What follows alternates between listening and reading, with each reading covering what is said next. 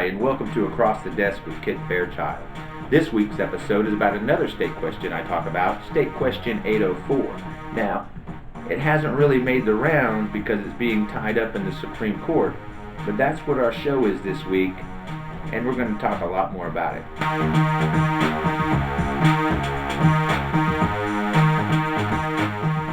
State Question 804 is about a redistricting commission. Basically, what this is trying to do is alleviate any gerrymandering that we have in this state. Of course, you know who's against it? Republicans. Because they control the state, they control the legislature, they control the mapping, and as you can see from district maps, yeah, that's gerrymandered. So, a group of people have gotten together and put out a petition that they want people to start to sign, but it hasn't been able to make the rounds yet because there's 2 court cases that are pending on this in the Supreme Court where they're trying to stop it. Now, I got a copy of the ballot measure, and I'm going to put something on the screen to show you what the ballot title looks like. And if you want to follow along while I read this, this measure adds a new Article 5A, I'm assuming that is a 5, to the Oklahoma Constitution. This new article creates the Citizens Independent Redistricting Commission and vets the power to redistrict the state's House of Representatives and senatorial districts as well as its federal congressional districts in the commission rather than the legislatures. The article sets forth qualifications and a process for the selection of commissioners, a special master, and a secretary. It also sets forth a process for the creation and approval of redistricting plans for each federal decennial census. In creating the redistricting plans, the Commission must comply with certain criteria, including federal law, population equality, and contiguity, and must seek to maximize compliance with other criteria, including respect for communities of interest, racial and ethnic fairness, respect for political subdivision boundaries, political fairness, and compactness. The article creates a fallback mechanism in the event that the Commission cannot reach consensus on a plan within a set time frame. It also sets forth procedures for funding and judicial review, repeals existing constitutional provisions involving legislative districts, codifies the number of state House of Representatives and senatorial districts, and reserves power to the Commission rather than the legislature. Now, this thing's pretty long, and you can get it off the state's website, and if you watch the full video at the end during the title credits, you will see websites that I'll put on there where you can find links to everything I talk about. Now, it is a pretty long ballot measure. Of course, when you're talking about setting up a redistricting committee, you have a lot of stuff that goes into it. You talk about the Senate and House of Representatives, the power of redistricting, the Citizens Independent Redistricting Commission has got to be defined, and what it does. It's pretty long, and I'm not going to have the time to read through this whole thing today. It would take quite a while, but what I want to get to is the point of all this. So, we have a group of people, the League of Women Voters is one of them, and they have the Crow and Dunleavy law group put this together for them. Now, it would seem a redistricting commission, that sounds like a good idea. It might be fair for everybody, and you know, we are still a pretty conservative state. I can't see how Republicans would lose too much on this. Well, no, they would lose a lot because of the way they've gerrymandered it. We've only got like 17 Democrats out of 150 people in the whole legislature. So, yeah, you know it's gerrymandered when you see that, because there's no way that 17 out of 150 represents the citizens of Oklahoma in the way it should. When you look at the voting rolls, you see that 42% of people are registered as Democrat. So that tells you right there things are a little skewed. And when you look at the maps, you can definitely tell, yeah, it doesn't look right at all. So that's why you got what we have today, and it's in an effect to try to make it a process a little more fair and a little more representative of everybody. But yeah, there's some people that are against this. So we got a law group, and 2 people with this law group, Robert G. McCampbell and Travis Jett. They have an office in Leadership Square on the 15th floor, downtown Oklahoma City, and they're the attorneys representing the protesters in this. And the protesters are Andrew Moore, Janet Ann Largent, and Linda Johnson. Some of these names sound familiar. But anyway, in their petition, they put in a petition after Crow and Dunleavy put in this state question to the Secretary of State. Almost immediately, there's some petitions filed against this. And basically, what they want to know is this first one says that it's unconstitutional because it doesn't use one single subject. So in our Constitution, we say our bills have to only cover one subject. So in this case, they're trying to pull out some, what do you call it, semantics in a way, or just procedural stuff. It's not that they did. In this, it makes it look like, well, it's not like we disagree with it. It's just that it doesn't follow the Constitution, and we got some problems with it because it seems to be more than one single subject. But they go through this, and I'm not sure, and it's pretty long. What they say here, it's pretty long-winded. So this law firm that wants to protest the 802 redistricting state question, they seem to have some problems with this.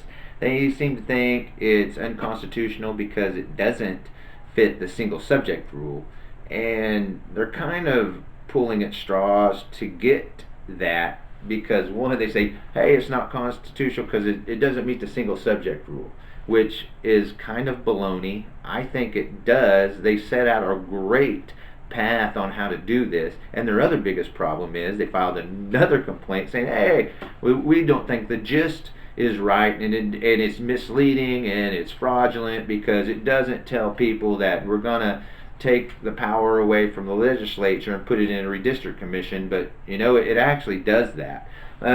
People should be able to get that when they read the state question language that's on there. We should know what it is already. But these guys really want to muddy the waters. They want to say that, hey, this is taking away constitutional rights and free speech rights of those who want to influence power. Man, because you got to think about this.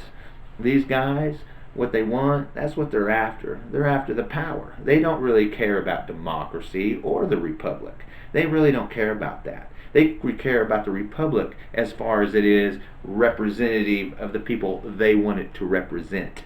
That is the whole gist here between Mr. Jett and his partner and whoever else is backing up behind this. I'm almost positive I've seen something from OCPA on this too. And of course, those guys would like to keep the power too in a vested few so that we can keep Oklahoma going for those few people. And what they do is then they put out a propaganda campaign like this, letting you know, hey, they're taking your freedoms from you. How are they taking them from you? Well, they're not allowing the guy you elected to decide his own constituents. Wow, what a turd. And that's what they're saying. Oh, man, these unethical, unconstitutional people are trying to take that away from us.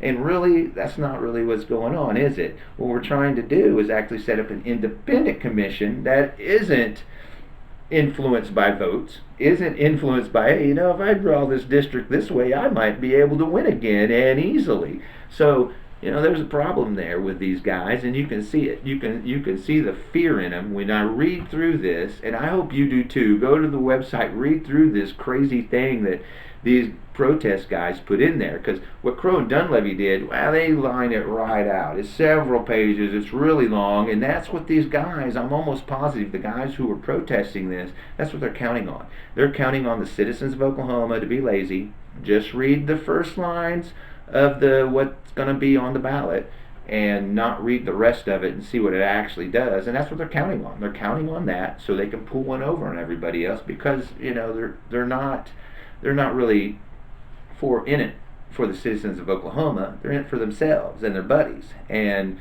the top few people who are already in control right now that serve themselves and not the rest of the citizens. Because as you can see, our legislature and government, it doesn't really represent who we are as a people. It represents a few 15 to 20% of Oklahomans and what they think and how they feel. Of course, this 15 to 20% has been very resourceful at gathering the money and the resources necessary to be able to win in this and be able to perpetuate what they're doing as far as gerrymandered districts, being able to choose their constituents, keeping a supermajority of Republicans in the House and Senate and anywhere else in Oklahoma government they can think of. And that's the whole point of this. Yeah, there's really a lot of good stuff in State Question 804. If you read the full language of what Crow and Dunleavy wrote, there's all kinds of different protections, how they go about setting up the commission, what they do if they find someone isn't qualified that's in the commission, what they do if they find out later after the redistricting's done, what kind of processes are in place to set up the panel, how to do it, and how to make it, make it public, make it transparent. It's all in there. I just don't have enough time to go through it in one show. So maybe it's something I should have done 2 shows on, I don't know. But I really don't have the time for all that. I like to get to other stuff. Anyway, when it comes to State Question 804, we'll see if we see it on the ballot. As a matter of fact, it's on the docket for the state Supreme Court, but I haven't seen a date as to when they'll get to it. So we'll have to see if it even makes the ballot even next year. I don't know. It could. It just depends on how quickly they get to it and what they decide on the case. It could be a case where they might have to go back and refresh up some language in it and then resubmit it. I have no idea.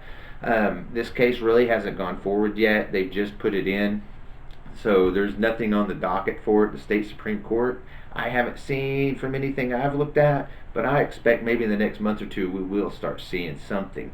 And we may hear more about State Question 804 as we go along through the months and weeks ahead. And as we do, I might refresh this show on State Question 804 if it makes the ballot or if it doesn't.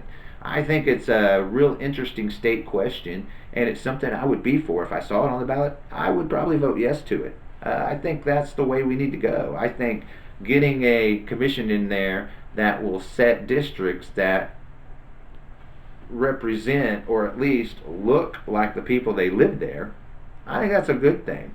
And I think for a republic, that's kind of what you want. For a representative government, you want it to represent the people that are there. So you want to make these districts in ways that is fair to everybody, not where you can gerrymander out everything and you have 17 Republicans to 3 Democrats, and that's pretty much what they've done in this state.